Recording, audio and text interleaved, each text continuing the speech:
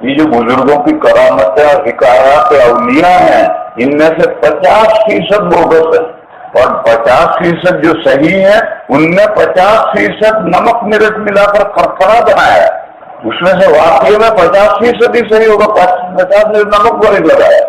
اسی لیے میں اپنی کسی تقریر میں یہ حکایت الاولیاء بیان ہی نہیں کرتا، کون سی حکایت صحیح ہے کون سی صحیح نہیں ہے کیسے فیصلہ کریں۔ صحابہ اور تابعین تک کی جو واقعات ہیں کتابوں میں سندوں کے ساتھ، بس وہی تقریروں میں بیان کرتا ہوں، اس سے نیچے نہیں بیان کرتا، حکایت الاولیاء نہیں بیان کرتا۔ لوگ کہتے ہیں شرع عقائد میں ہم نے پڑھا ہے کرامات الاولیاء حق، بے شک اولیاء کی کرامتیں برحق ہے، فرق کی عادت ہے، لیکن دو باتوں میں لوگ فرق نہیں کرتے۔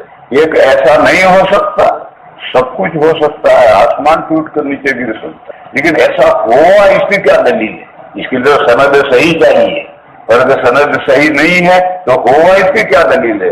یہ بزرگوں کی جو حکایات ہے اس کے ہوا کی تو کوئی دلیل ہی نہیں، بس چلا دی لوگوں نے ایک بات اور ایک کرامت بن گئی۔ تو کرامات اولیاء تو حق ہے، خرق عادت صحیح ہے، سب کچھ ہو سکتا ہے، لیکن ایسا واقعہ رونما ہوا اس کی کیا دلیل؟ مشکات کے حاشیے میں لکھا ہے اس حدیث پر کہ جو امام سے پہلے رکوع میں سجدہ چلا جائے گا تو اس کا سر گدھے کے سر سے بدل دیا جائے۔ وہاں حاشیے میں حکایت لکھی ہے کہ ایک محدث نے اس کو ٹیسٹ کیس بنایا اور انہوں نے بالقصد امام سے پہلے رکوع سجدے میں گئے تو ان کا سر گدھے کا سر ہو گیا۔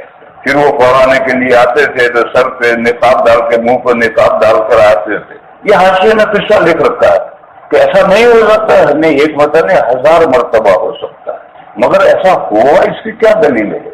یہ حکایت یہ واقعہ کون سی تاریخی کتاب میں ہے، کس سند سے ہے، کس زمانے کا ہے، یہ تو کوئی نہیں جانتا، بس ایک نے گھر کر قصہ لکھ دیا بس وہ کرامت بن گئی۔